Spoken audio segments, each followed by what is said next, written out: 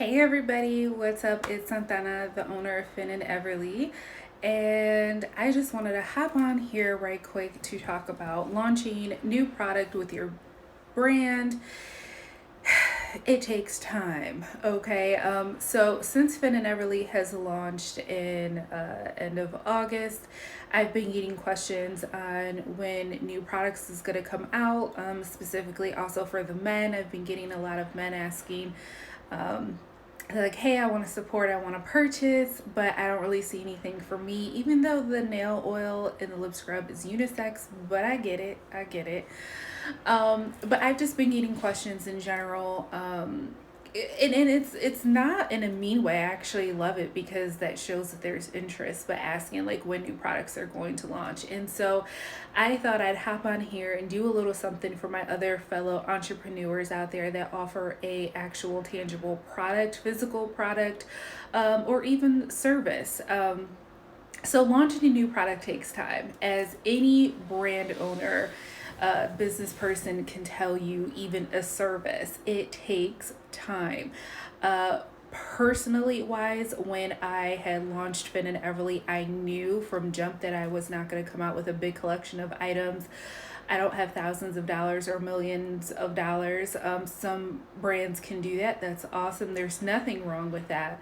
But when you are a smaller indie business that's just starting out and everything really is out of your pocket, I have no investors, don't want investors. I want to do everything on my own, right? So, but I knew from jump I did not want a large catalog of product. I knew that I wanted to start small. Three products was realistic enough for me. That's another thing. You need to be realistic on what you can and cannot do. And also, I just wanted to stagger. I've been a blogger for 10 plus years. I've watched brands come and go. I've watched brands grow. I've always liked the fact that there are some brands out there that stagger their product launches, meaning they'll start off with, a product here or a few products here, and then like a few months later, basically 2 3 times a year that they are releasing new products. You'll hear sirens, ignore that please. So I've always liked that aspect, and for me, realistically, just what works for me, and for Finn and Everly, that is the system that I'm currently going with. And I say currently because things can change. I started off in an Everly with a minimal like product catalog of what I would eventually like to offer. And even now, as I'm doing, my research, just randomly, my list is kind of growing. But it doesn't mean I'm gonna like put out all of that list. I'm still going to thin it out because some things sound good at the moment, but there's a whole lot of aspects that go into it, and then you're like, it's too much work. So, the first thing I would say is be realistic in what you're capable of doing, what is suitable for your business, in cost effective wise for you. Now, if you have money to blow and it's not a big thing, then do you, best luck, wish nothing but the best. But if you have to be mindful of how much you're spending, then that really plays a lot into what products that you are offering as well. And then also be mindful of that, the product cost that you are paying for is also has to translate to the final retail cost of your service or physical product. And that's what I try to be mindful of. I try to be mindful of how much am I personally spending on a product and how much I'm going to have to charge you, my customers. And I don't want to be one of those brands that is unrealistically priced, or unreasonably priced, I should say. I want people from anyone to be able to afford my products, and that's important to me. And so I want to make sure that I'm translating that in my product pricing and the kind of products that I offer. I also want to offer products that I use myself. I have no problem using myself, and that I feel comfortable and comfortable and confident to recommend and talk about to anybody. That's a really big thing. So if you are just bringing out product and you don't really know a lot about it, or you don't really feel comfortable about it, you're not going to be able to sell it because people are going to look to you as like, okay, well, you are the owner, you are the brand owner, you should know your products, like, second nature, and you should feel comfortable, with your products, to use your own products. Me, I use my own products. I test them on myself, I test them on my husband, friends. I use my own products. My lip scrub, I use my own lip scrub. It's actually in my makeup drawer. I use my own lip scrub. Use my own nail oil. How do you think I put those videos together? I have one by my nightstand and I have one at my desk at work. So be realistic. What do I generally want to bring out there? Is it something that I feel comfortable with? Is it something that I can do? Is it something that I actually really enjoy? The next thing that goes into looking into a product to bring is sourcing your supplies, your ingredients, your product. Some people buy the product, some people make the product. I do a little bit of both. I work with a formulator that helps formulate my products with me. And then some products I make myself because I'm realistic. So you have to look into ingredients. You have to look into packaging. You have to look into labeling. If you are blessed to have the finances that you can have a person that do one-stop shop, that is awesome for you. Not all of us are like that. All the research that goes into Finn and Everly products are done by me. I look into the ingredients. I look into where I can source the ingredients. Do the ingredients meet the criteria that I have for my brand? I like natural products. I like using my essential oils that I use. There are certain parameters, criteria that I have for my ingredients. Am I able to get those ingredients? Are they readily available? That's another thing. If they're not readily available, then I have to think about, do I want this to be a limited edition product? Is it even worth it at all? How often are those products available? You look into packaging. Packaging is a whole other thing. What kind of packaging? What do you have in your mind? What is the color scheme? Do I want to stick with the whole color scheme or change it?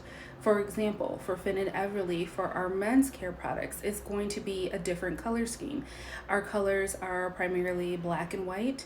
And I stick with that for our packaging. For the men's line, that's going to change. Why? Because it's a different demographic. I want the packaging to reflect my demographic, be attractive to my demographic. So it's going to look into the packaging. What size are you going to use of packaging? From bottles to tops. There's a lot that goes into that. And then ordering samples.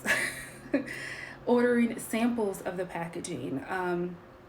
If you are a registered business, and I'm sure you can find other companies out there too, but if you are that, don't mind it, but if you're a registered business, most of these packaging companies do require certain business information, like your business license number or tax number, for instance, in order to make a wholesale account.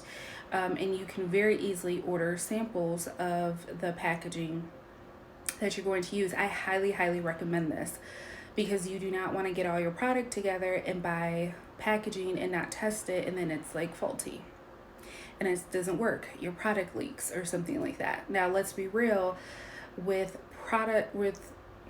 packaging, you can't guarantee that it's not going to leak. I mean, it happens, but do you want every single bottle of oil to leak? For instance, no. Do you want glass bottles that easily break? No, you don't. Do you want packaging that's going to handle the oil or butter or whatever, or grain or tea or whatever well? That's important. So getting samples for your packaging is a must in my book.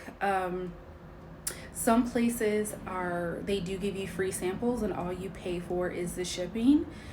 Some places you have to pay a few bucks, $5 or under for the sample. Yes, it's another expense, but it's so worth it in the end. Get your packaging and put your product that you're going to be selling in that packaging. Play with it, use it. How does it dispense? For instance, like I'm testing this out. After me using it, I don't like the sprayer. I would have never known that. I could have just like bought a whole bunch of these, used it for a product, and then, my other customers would have an issue with the sprayer, and I'm like, oh, well, I realize I don't like it either. It's important. Then you go into labeling. Labeling is super important. By the way, if anything like handmade or anything that has ingredients, it needs to be listed on the label, okay? And it should be listed on your website. I'm throwing this in there because I've seen a lot of other businesses that are not putting ingredients on labels, that are not putting ingredients on websites, and that is so dangerous. Your people, your customers need to know what is in their product. But getting labels, you need to test it out. You need to see what kind of labels are you going to use, what color. Are you going to use paper labels that you can just print out? Are you going to use special labels like if you're using an oil product? If you just use regular paper sticker labels, that oil is going to leak into that label and it's going to mess it up and it's not going to look very nice. So now you're going to have to look into a different material. Can you get that? Are you able to print that? Are you going to have to custom order the labels? The material, is it readily available? Test it out, put it on your packaging sample and see how it works. A little tidbit for you guys in regards to labels is that Avery, I get a lot of my labeling supplies from Avery. They are awesome. Did you know that you can actually print out sheets of different sizes? So like the rectangles, right? Rectangle labels. You can actually print out diagrams, cut them out, or examples, I should say, cut out the different sizes and like play with them. Put them on your packaging. See how it fits to make sure that you are ordering the right size. So convenient, so awesome. So look into that. So there's a lot to look into the labels to see what is going to work for your product. Then after that, you have to look into shipping. How are you going to ship it out? What is going to be the best packaging? Is it just going to be thrown into a box? Can you do a bubble mailer? Is it going to cost more for you to ship? And are you going to have to raise your shipping price for that item? Are you going to have to raise the price of the item? That's important, how you're going to ship it out. Get the materials for that. Then when you get all of that together, then you also have to include, okay, am I going to do a professional shoot, photo shoot, or am I going to do it myself? That plays a factor.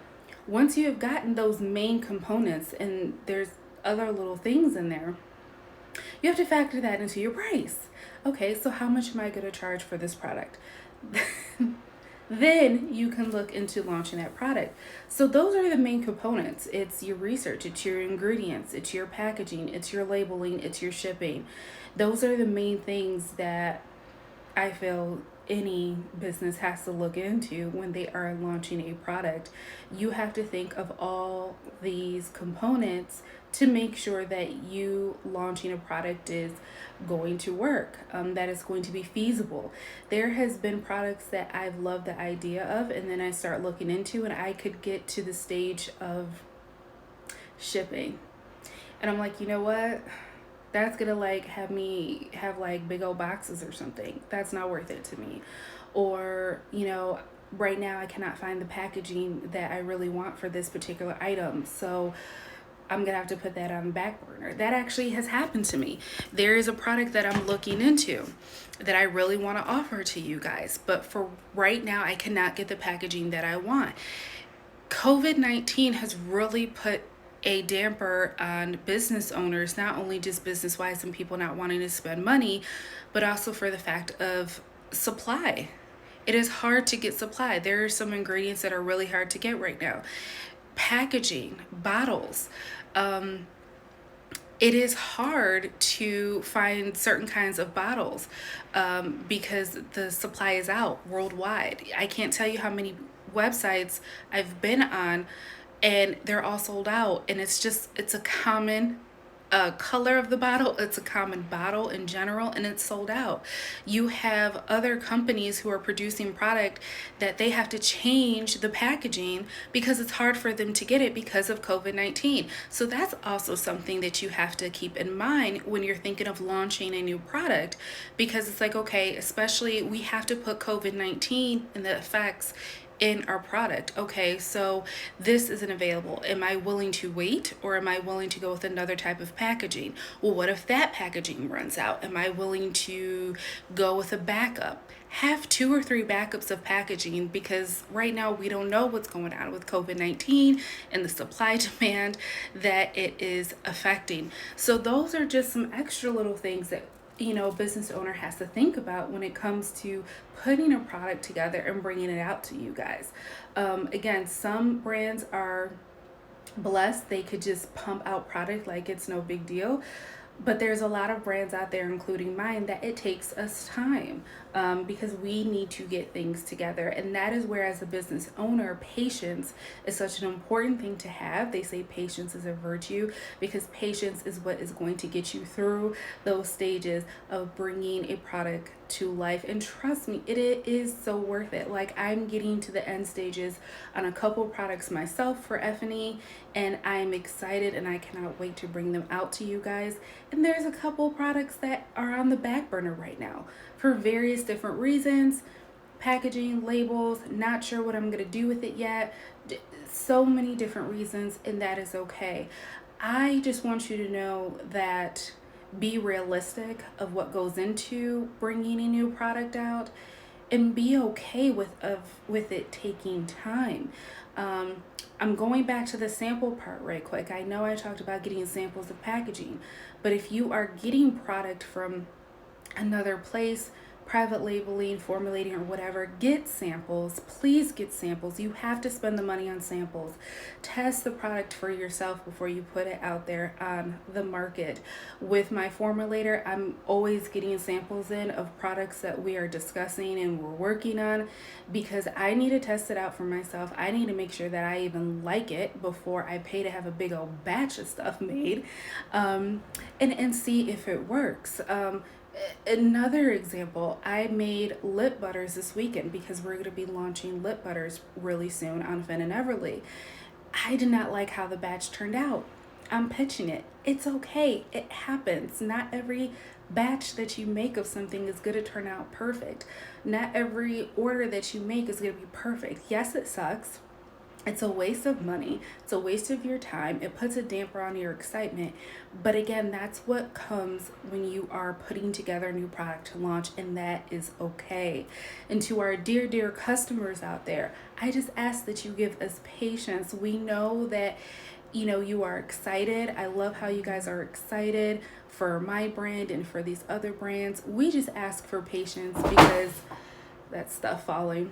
But we are asking for patience because it is a lot of work to put things together, and we want to make it right for you.